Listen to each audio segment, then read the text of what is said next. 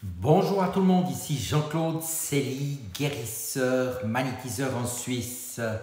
Tout d'abord, êtes-vous bien abonné à ma chaîne YouTube car cela me permet de vous transmettre d'excellentes énergies. Cela me permet de vous partager de nombreux sujets divers et variés. Aujourd'hui, nous allons parler du cheminement de l'âme avec des canalisations faites par l'Australienne Monica Mourani au sujet du guide Criéon.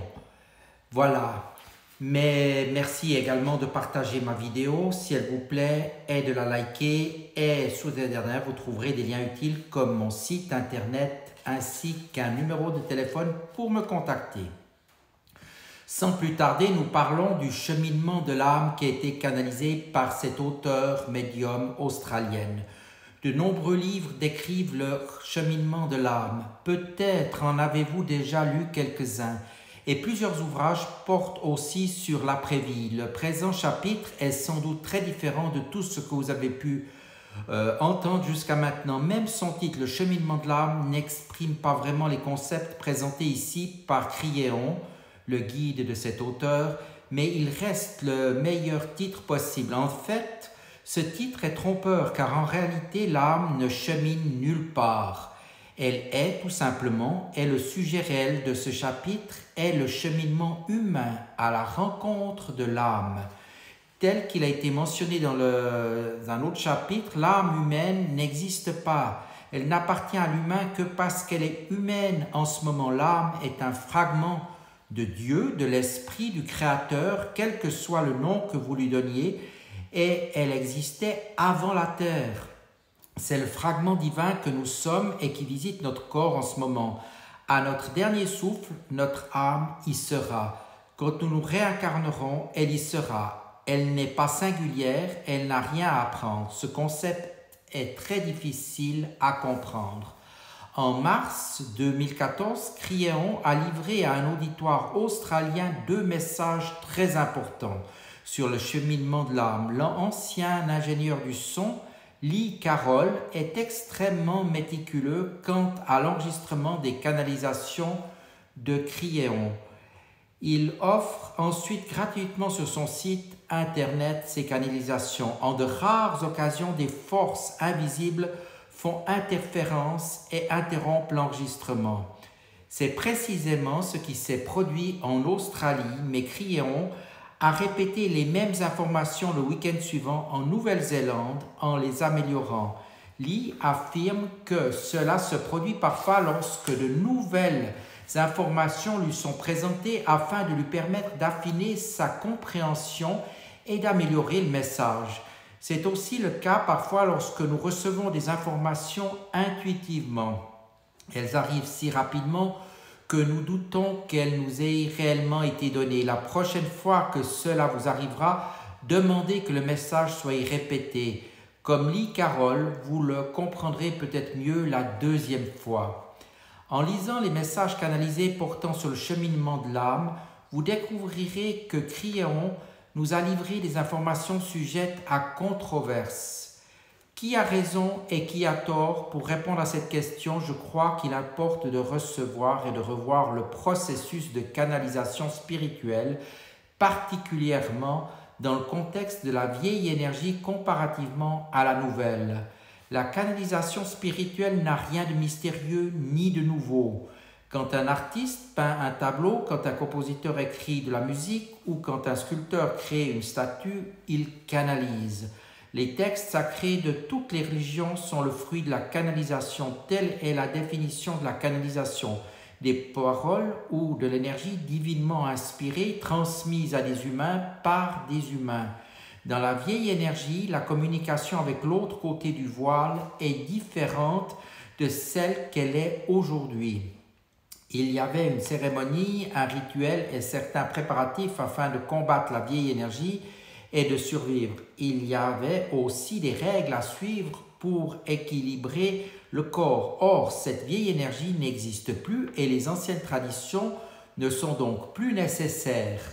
Lorsque Lee Carroll canalise Criéon, il s'assoit simplement dans un fauteuil, il fait le vide dans son esprit et commence à livrer le message. Dans la vieille énergie, les messages divins en provenance de l'autre côté du voile nous parvenaient à travers une lentille opaque, si l'on peut dire, ce qui en déformait la vision. De la nouvelle conscience et la nouvelle énergie planétaire, la lentille s'est éclaircie de sorte que la compréhension est meilleure. Voyez-vous aussi comment le préjugé de singularité s'oppose au concept d'âme multidimensionnelle, laquelle n'est pas singulière. C'est là que notre discernement personnel doit intervenir. L'information reçue est-elle valable spirituellement? Que nous dit notre intuition? Mon intuition me dit que les informations provenant de Lee Carroll et de Crillon et qui sont livrées dans une nouvelle énergie à travers un filtre pur augmentent nos connaissances et nous procurent de nouveaux concepts. Peut-être devrons-nous remplacer la question qui a raison et qui a tort et par celle-ci est-il possible que notre compréhension antérieure ait été limitée et si c'est le cas, il n'y a donc pas nécessairement une mauvaise réponse mais simplement une réponse incomplète. À propos, puisqu'il est question de ces sujets, que savez-vous du cheminement de l'âme, des walk-in, des âmes sœurs et de l'héritage animique? Mes connaissances et ma compréhension personnelle de ces sujets étant limitées, mais je cherche sur Internet m'ont fourni une abondance d'informations. J'ai été fasciné d'apprendre que le concept de walking existait déjà dans l'hindouisme. Il s'agit d'une personne dont l'âme originelle s'en est allée et qui en a alors reçu une nouvelle. Est-ce un phénomène linéaire selon vous?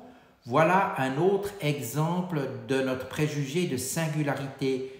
Crillon emploie souvent l'expression soupe divine, laquelle expression s'applique aussi à notre âme. Considérons donc celle-ci comme une soupe animique et imaginons qu'il s'agit d'une soupe au poulet. Quand elle rencontre un walk-in issu d'une âme soupe au lait de coco, nous devenons essentiellement une âme soupe au lait de coco et au poulet. Les âmes se mélangent parce qu'elles proviennent de la même source, mais avec une saveur différente, tout comme ce qui provient de notre Akash. Est-ce un peu déroutant? Crillon nous vous aidera sans doute à comprendre. Certains enseignements livrés dans la nouvelle énergie suscitent une expansion de la conscience qui vous permet de mieux comprendre votre nature véritable. Cette expansion de conscience n'entraîne pas uniquement de nouvelles découvertes biologiques ou d'autres inventions. Elle vous fait réaliser la preuve et la présence du Créateur en vous. Le Créateur imprègne chaque molécule de votre ADN.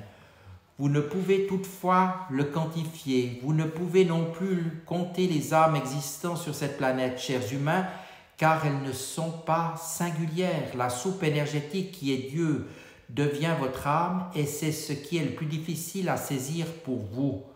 Avant de clore le message d'aujourd'hui, j'ai autre chose à vous dire.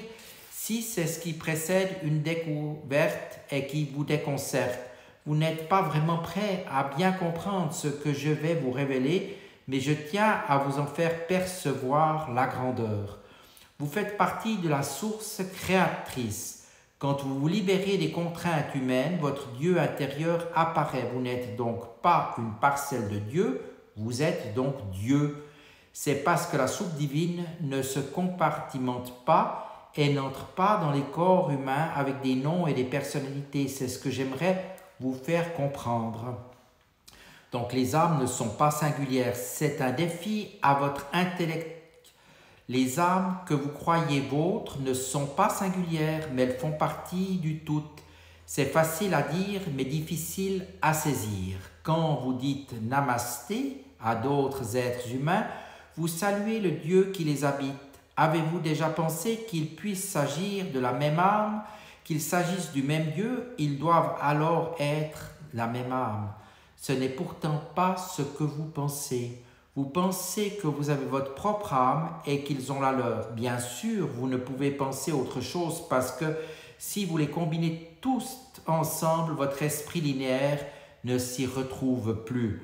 Pour l'esprit linéaire, votre âme n'est qu'avec vous et en soi, cela vous empêche de comprendre ce message.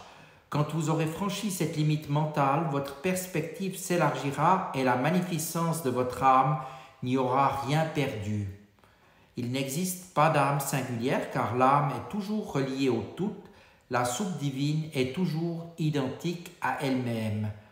On pourrait dire qu'elle est collective si vous voulez. Ces parties habitent la conscience humaine et vous les identifiez à vous-même, mais elles sont plus grandes que cela. Cette année où j'ai canalisé en 2014, l'enseignement de mon partenaire portera sur les 9 attributs de l'être humain. 3 de ces 9 attributs appartiennent au groupe animique et il sera question du groupe animique fondamental. C'est celui que vous percevez lorsque vous êtes en méditation profonde. Vous pensez qu'il s'agit de vous-même, mais non, il s'agit de tout le monde. C'est pourquoi cette expérience est si magnifique. Je ne veux pas non plus que vous pensiez qu'une entité étrangère vous habite, c'est bien vous, mais il s'agit de votre être total. Vous êtes donc ainsi Dieu. L'âme n'est donc pas limitée aux humains et elle ne s'apprend pas. Je vais maintenant détruire certains paradigmes quand l'on vous a appris. L'âme humaine, comme vous la nommez, n'appartient pas aux humains. Elle fait partie de la création dans tout l'univers. Par conséquent, il existe d'autres entités biologiques qui ont une âme exactement comme la vôtre. Toutes les vies intelligentes dans votre galaxie n'ont pas une âme, mais seulement celles qui ont été ensemencées par une source spirituelle. Nous y reviendrons une autre fois. Comprenez seulement que l'expression âme humaine est incorrecte. L'âme n'a pas de capacité d'apprentissage. Les âmes n'apprennent pas, ce sont les humains qui apprennent. On dit pourtant que les âmes viennent et reviennent pour apprendre quelque chose. On vous dit que certaines sont plus sages que d'autres. Mon partenaire emploie l'expression vieille âme, ce qui peut prêter à confusion. Vous êtes tous des vieilles âmes, c'est simplement que certaines ont été humaines plus longtemps que d'autres.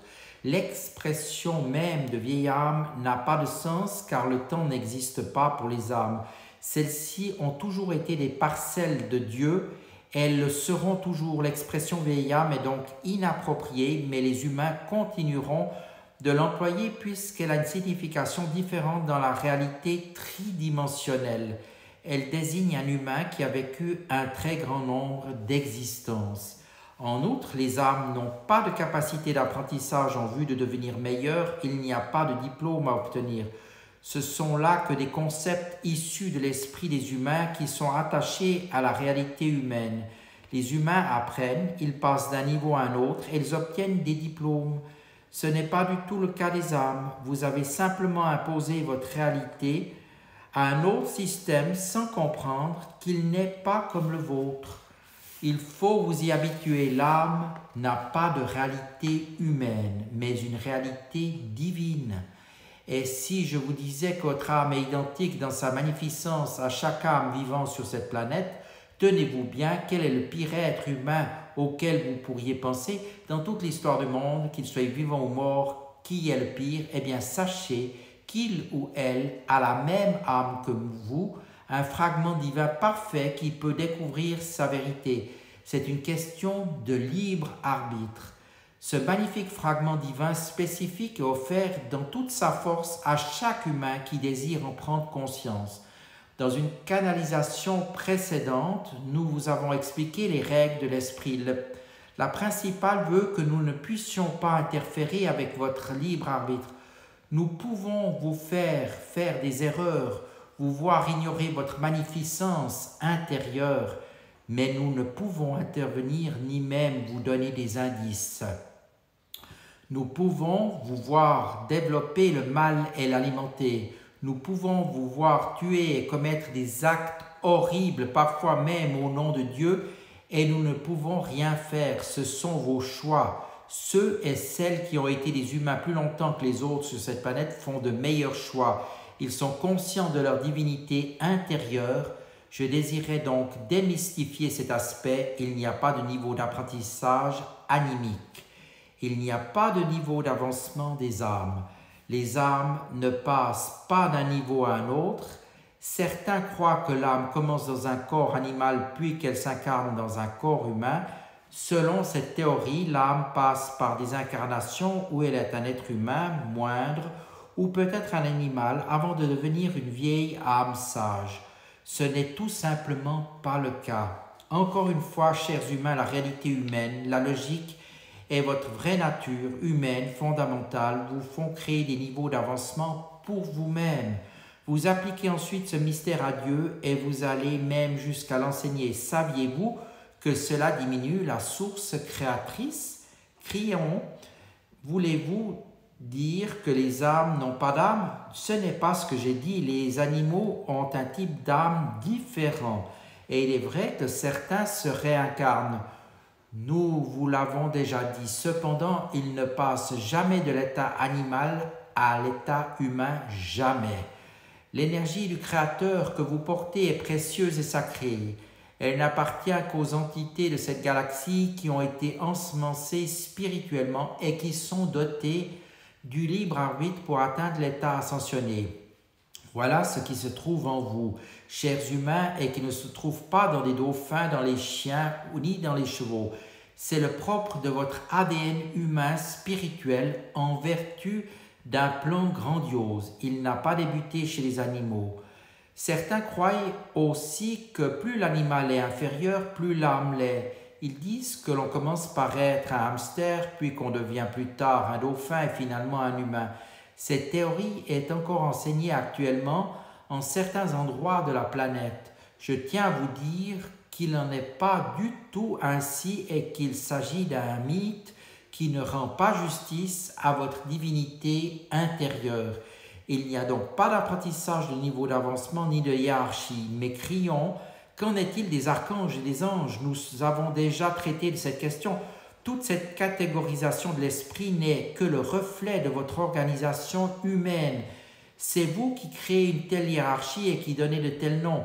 Dieu n'a ni système de gestion ni organigramme. Il a plutôt un magnifique système sacré et parfait que connaissent tous ceux qui sont de mon côté du voile où une unité existe.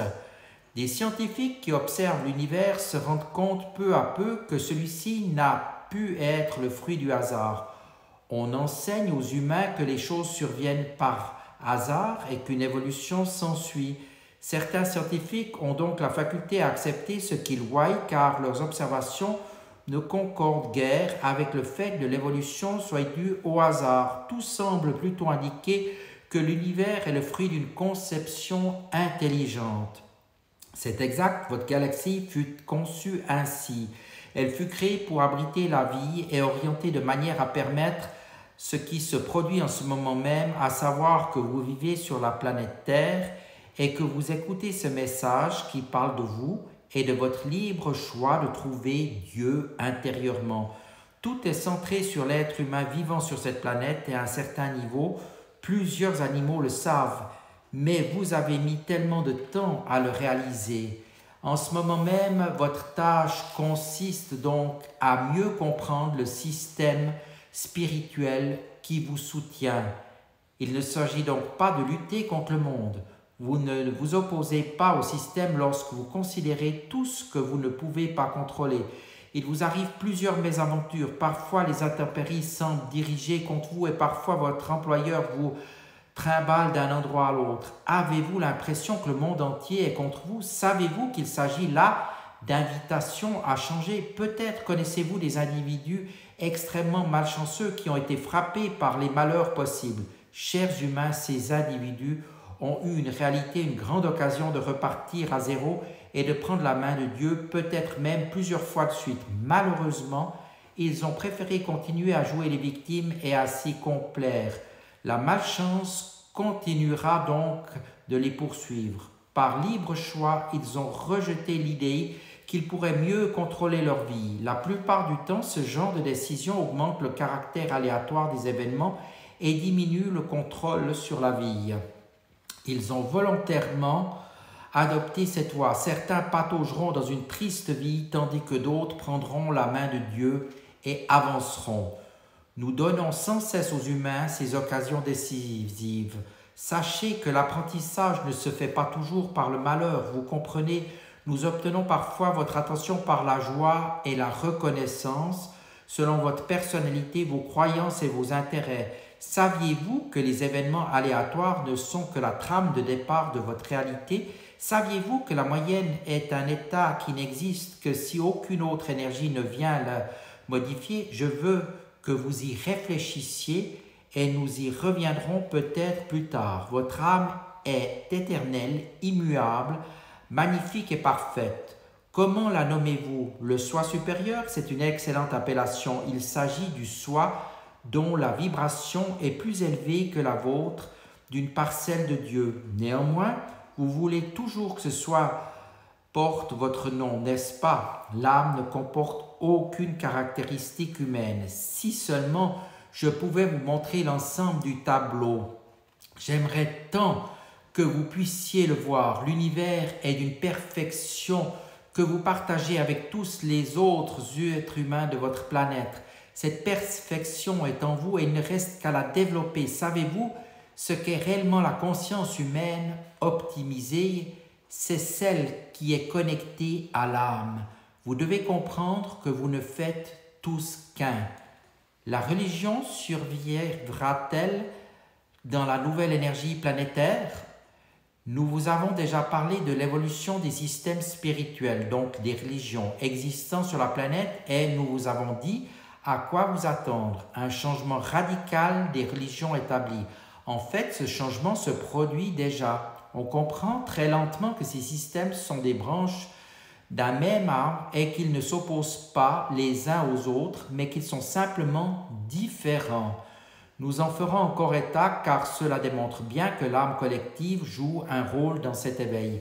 À la question de savoir si la religion survivra, la réponse est oui. Comme nous l'avons déjà affirmé, la façon dont les humains trouvent Dieu importe peu.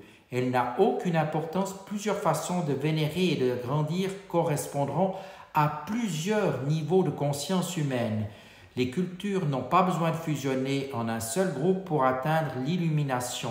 Il est important que toutes les méthodes demeurent afin que les humains qui débutent puissent adopter une méthode spirituelle de leur choix et avoir le temps nécessaire à leur apprentissage. La quête de Dieu est unique à chaque être humain. Et alors, quels changements subiront les religions établies? Par le dialogue, elles finiront par réaliser qu'elles ont toutes le même objectif de compassion. Chacune reconnaîtra le droit des autres à leurs pratiques particulières. Vous assisterez à une expansion de la conscience spirituelle planétaire ainsi qu'à un accroissement du savoir, de la compréhension et de la compassion. Tant qu'elles resteront en groupes séparés où chacun prétendra avoir raison et qu'il n'y aura aucun dialogue entre elles, aucune évolution ne sera possible, mais vous le saviez déjà, n'est-ce pas? La religion ne disparaîtra donc pas. En fait, elle prendra de l'importance. Attendez-vous à une meilleure compréhension mutuelle des systèmes de croyances. L'isolement et le radicalisme vous inquiètent, mais ils ont toujours existé. Dans la nouvelle énergie, on verra qu'ils relèvent d'une basse conscience et non de Dieu. Le changement aura lieu partout. N'est-il pas intéressant de constater que le monothéisme prévaut sur votre planète? La plupart des humains conviennent qu'il n'y a qu'un seul Dieu. La plupart croient également à une vie après la vie, une existence au-delà de la mort, pour ainsi dire. Pourtant, vous vous fragmentez en des milliers de factions doctrinales où chacun prétend vénérer Dieu d'une meilleure façon que les autres. C'est cette attitude qui changera. Tous n'éprouveront que du respect et de la compassion pour les méthodes des autres. Qu'en est-il des walking, le partage animique? Ce que je vous dirai dans un instant mettra sérieusement à l'épreuve votre perception de la connectivité. Nous introduisons le sujet du partage animique. Chers humains, vous n'aimerez pas les propos qui suivent, car le paradigme de votre pensée traditionnelle en sera ébranlé. Nous commencerons simplement, puis nos explications deviendront plus complexes. Au sujet du partage animique, avez-vous déjà entendu parler du phénomène walking?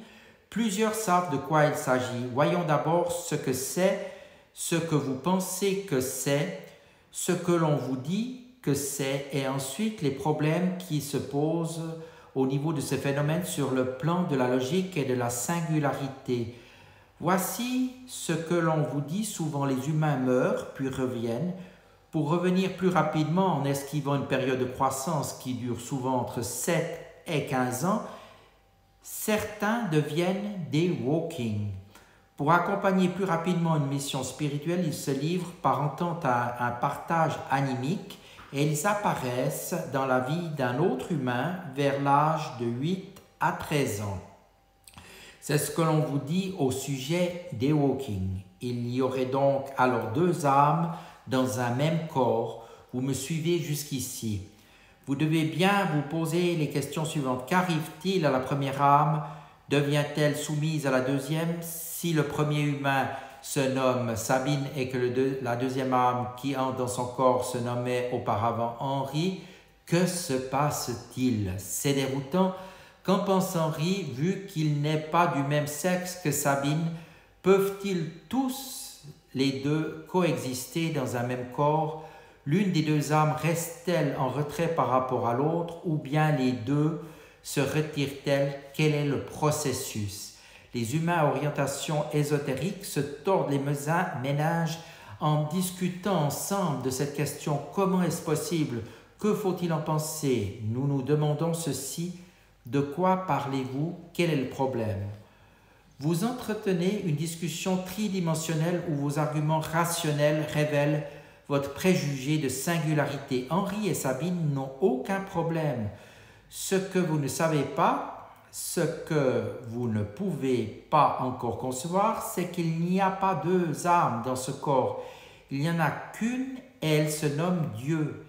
C'est vous qui séparez Henri et Sabine. Une âme qui se joint à une autre, c'est comme Dieu qui se joint à Dieu.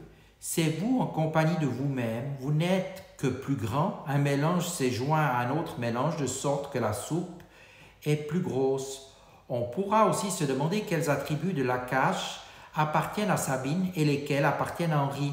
Et si je vous disais qu'ils les ont combinés, que le walking n'a fait qu'améliorer les choses, cela vous conviendrait-il? Et si je vous disais que le seul but du walking est de créer cet Akash combiné, qu'il est ainsi pour les expériences de plusieurs existences se mêlent à celles d'un autre être humain. Bien sûr que c'est déroutant puisque vous voulez que chacun soit unique. Or le phénomène est plus grand que vous ne le pensez.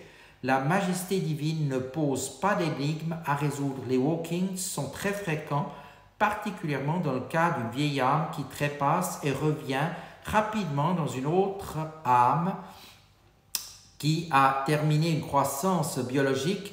Il s'agit d'un système d'accélération qui permet de mieux accomplir certaines choses en moins de temps. Mes explications n'ont pas été trop difficiles jusqu'ici, mais celles-ci qui viennent vous dérouteront davantage si vous êtes déjà très déconcerté. Les âmes sœurs et le partage animique. Le sujet suivant est celui des âmes sœurs. Celles-ci ne sont pas toujours ce que vous pensez qu'elles sont. Voici un exemple. Deux personnes se rencontrent et se sentent liées mutuellement. Peu importe qu'il n'y ait pas d'idylle entre elles, bien que cela vienne compliquer les choses, qu'elles aient été frères ou sœurs, mère ou père dans une vie antérieure, qu'elles se connaissent, elles ont une communion de pensée. Elles communiquent par le regard. Elles en sont émerveillées. Elles ont dû vivre plusieurs existences ensemble pour avoir atteint cette similitude de pensée et de compassion et de passion. Ces deux personnes sont naturellement attirées l'une vers l'autre et c'est ce que vous appelez des âmes sœurs. Et si je vous disais que chacune n'a rencontré qu'une partie d'elle-même, je vous avais bien dit que cela deviendrait bizarre. Et si le partage animique n'était que la rencontre d'une partie de vous-même chez un autre être humain. C'est ici que plusieurs rejetteront cette information et sortiront de cette salle en disant « Ce n'est pas pour moi, ça ne tient pas debout. Chers humains, je vous demande de faire preuve de discernement et de logique spirituelle. Si Dieu n'est pas singulier, si vous êtes une parcelle du tout et si tout le monde est en vous, et vous en tout le monde, pourquoi alors trouver cela bizarre? Quand vous voyez une parcelle de vous-même chez un autre être humain, pourquoi cela devient-il aussi inusité? C'est simplement ainsi que fonctionne le partage animique. Au lieu de voir Dieu chez cette personne, vous voyez en elle. N'est-ce pas ce que vous ressentez? Peut-être avez-vous été ensemble comme Walking dans le passé, partageant un même corps humain. Vous voici maintenant de nouveau dans deux corps. C'est cela une âme sœur. Pas étonnant que vous soyez attirés l'une vers l'autre. On ne peut expliquer de manière satisfaisante le partage animique à un humain unidimensionnel et tout ce que je vous dirai maintenant ne fera que compliquer énormément la question. La réincarnation et le partage animique. Voyons d'abord ce qui est le plus compliqué, je vous donnerai ensuite un exemple. Je vous ai dit qu'il existait un système de réincarnation familiale et qu'il sautait au moins une génération pour la réincarnation à l'intérieur d'une famille.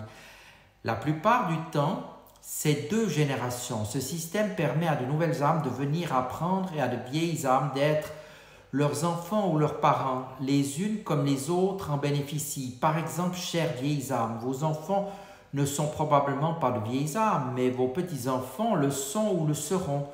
Compte tenu du saut d'une ou 2 générations, il est très fréquent que vous voyez vos parents dans les yeux de ces enfants. Certains parmi vous savent parfaitement ce que je veux dire.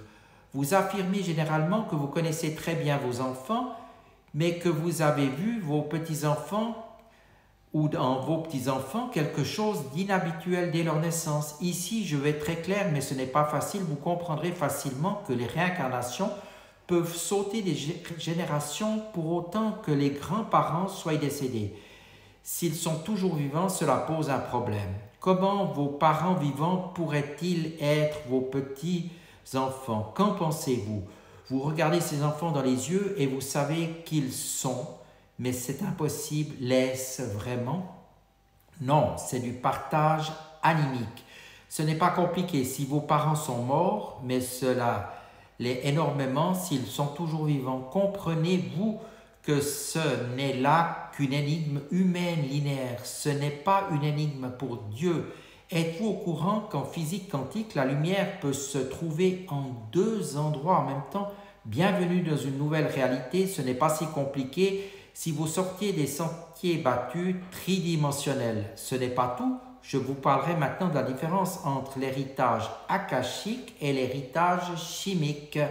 Une fois que j'ai bouleversé vos notions acquises, qui êtes-vous? Est-il possible que vous finissiez par voir le même Dieu en vous, tous à la force de mieux vous connaître mutuellement? C'est la connectivité qui réglera les problèmes de la diversité humaine et de vos mésententes séculaires. Un jour viendra, chers humains, dans la mesure où vous progresserez comme l'ont fait ceux qui vous ont précédés sur d'autres planètes, où vous reconnaîtrez d'abord le même Dieu chez tous les humains et ensuite les différences de personnalité. C'est là le secret de la paix terrestre.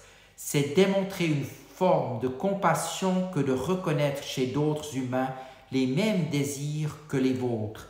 Il s'ensuit de la générosité ainsi que d'une cessation de la rivalité et de la conquête. Vous regarderez ce que vous avez en commun plutôt que vos différences. Plusieurs vous observeront et constateront la grâce et la maturité dont vous ferez preuve dans la vie quotidienne. C'est le seul véhicule à votre disposition pour instruire de Dieu et les autres humains qu'ils voient en vous les attributs de Dieu. Voilà un très beau texte à méditer. Je vous dis à tout bientôt et merci de votre attention.